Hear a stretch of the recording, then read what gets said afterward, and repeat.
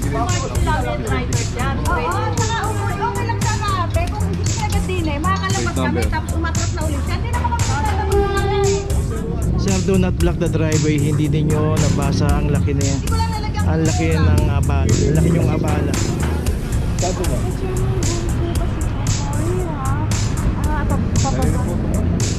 Chairman Bongko, ako po yung barangay secretary. Chairman, doon na lang po tayo sa office, ma'am. Kasi sa akin, bawal po sa akin na ako mag-decision nyo, ma'am. Dapat po sa opisina.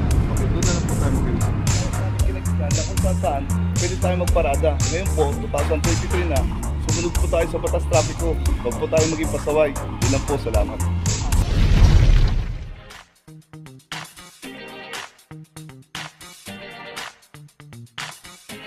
Papajo TV!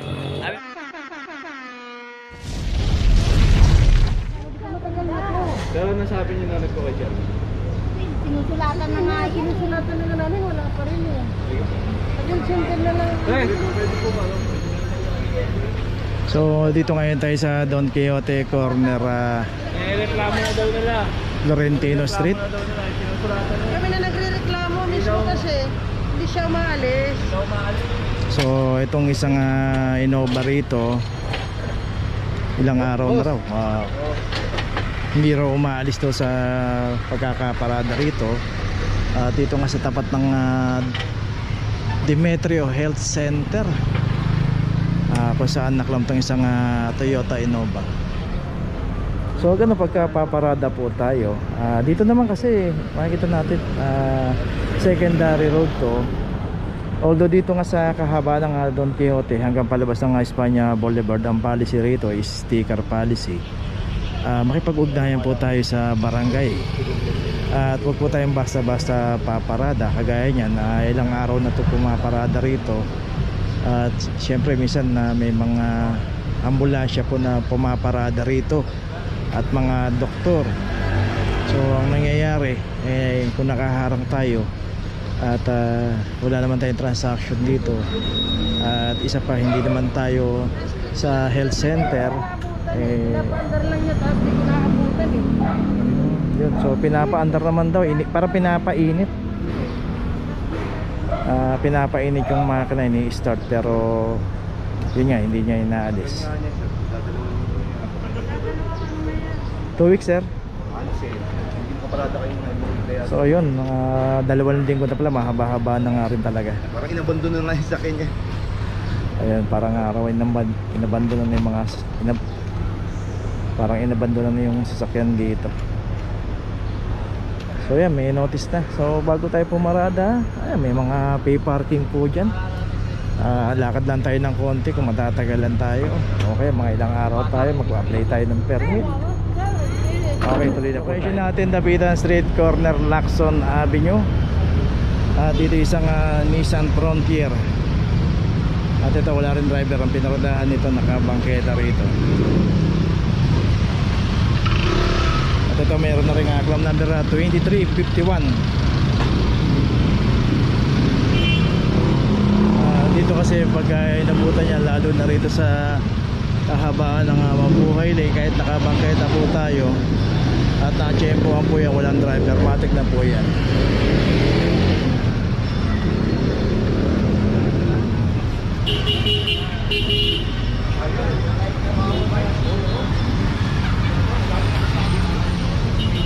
Okay, ito may notice na rin. Tuloy na po tayo.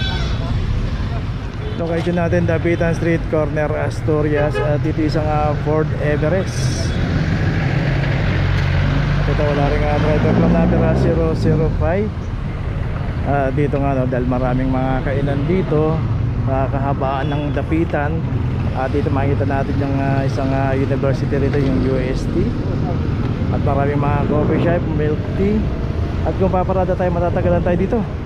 Yung Asturias Street, Navarra Street, Santander Street, puro pay parking po yan, magkakasunod lang po yan. At doon pwede tayong pumarada ron. Secondary road, pay parking, kahit matagalan tayo. Kaysa dito tayo pumarada, sasapalaran tayo. Yan, naklam tayo, nadaanan tayo ng operation ng clamping. Okay, tuloy na po tayo. Location natin sa Bredad Corner, Miguelin. Paps. Ano yun, naka-block. Blocking the Naka-block. driveway. Okay. Eh, Pero sila nagpaano? oo.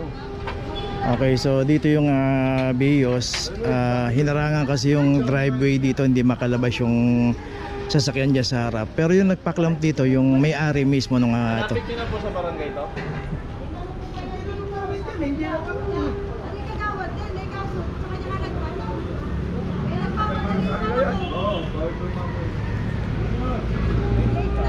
So mismo nag-complain nito yung naharangan ng garahe rito. Oo,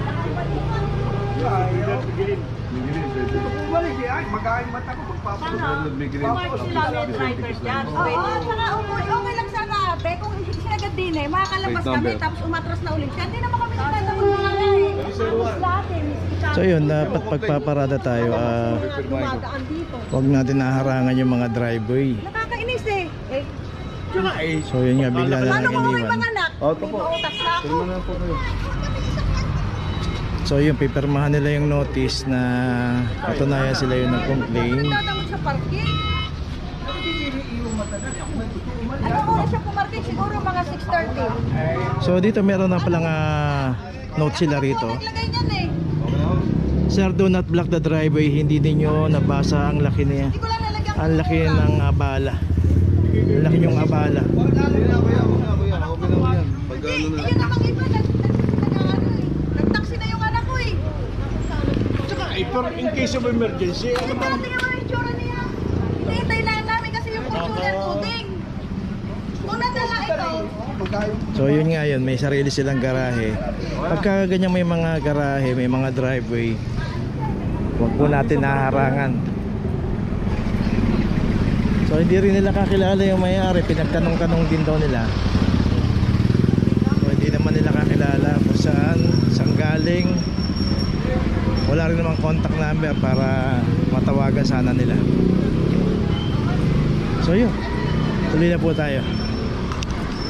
Location natin Emoxon, corner Epoxon, at dito naman yung isang Jelly o Cabango.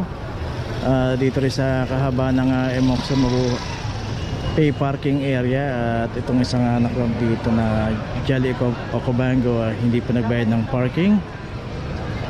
From number 2321. Dito lang po ito sa may tapat ng isang university, NU University. So dito pagka pumarada tayo, kita natin na simula doon sa kanto na yon hanggang papunta doon na pay parking. At dito pagka hindi tayo nagbayad ng parking, tinatawag po yan sa clamping operation.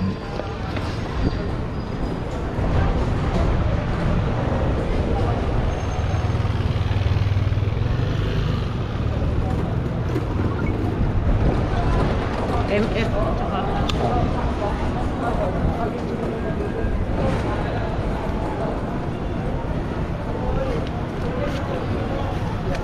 Okay, ito may notice na rin na mayroong kaukulang penalty 900 pesos sa Central Market. Okay, tuloy na po tayo. Location natin La Torre Street, corner Masangkaya. Dito isang Fortuner. Ayan, pera na naman yung daw. Oo, pera kayo, papuntang ano, para mag-tuos na dyan. 250, ganun lang. So ayun nga, dito nagtuturuan na sila pagdating doon ng may-ari, kasi mga ano to tricycle driver, para ihatid daw nila sa Central Market.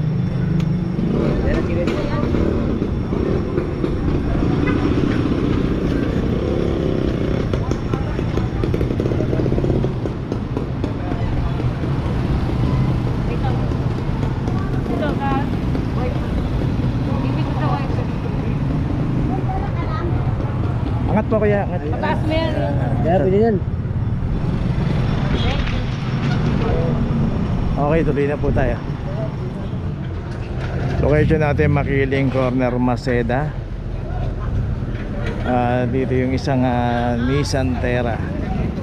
At ito meron ng aklam 2327.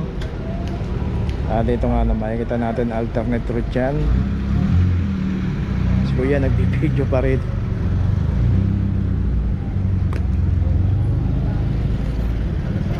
Dito nga pagka inabutan po tayo ng clamping, lalo yan walang driver dito kasi alternate route yan. Ito palabas ng Maceda, pag diniretso yan palabas ng Blooming Tree yun nando sa dulo. Ito naman palabas ng Dimasalang. So ito meron ng notice, puntahan pa natin yung iba rito.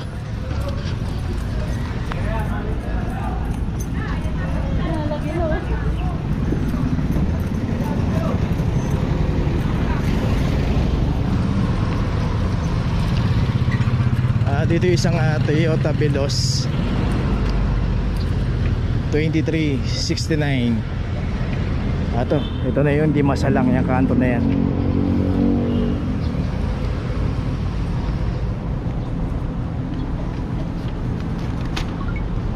Okay, itong Veloz meron na rin notice. So dalawang sasakyan yung naklam dito.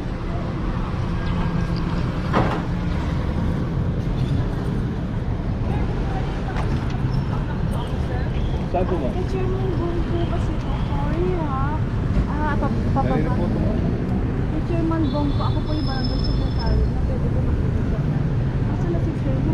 Ma'am, ganito na lang po ba? Yung chairman, doon na lang po tayo sa office ma'am. Kasi sa akin, bawal po sa akin na ako magdidesisyon niyo ma'am. Dapat po sa opisina. Bakit doon na lang po tayo makiusap? Hindi po sa akin. Ako po nasa operation lang po ako. Tagal na naman po ako. Che! Ganun na lang po ma'am ha. Pupuntahan na lang po sa office. Okay. Kay chairman daw. Chairman ng naka-obstruct dito. Okay, tuloy na po tayo. Okay, nandito na ngayon tayo sa opisina ng clamping sa impounding dito sa Central. Dito na po nagtatapos ang ating vlog. Maraming salamat po sa mga subscriber, sa mga viewers, sa mga napadaan po sa ating channel. Maraming salamat po sa mga suporta nyo. Sa mga hindi pa po nakakapag-subscribe, subscribe na po tayo mga kabayan. Maraming salamat po. Mabuhay!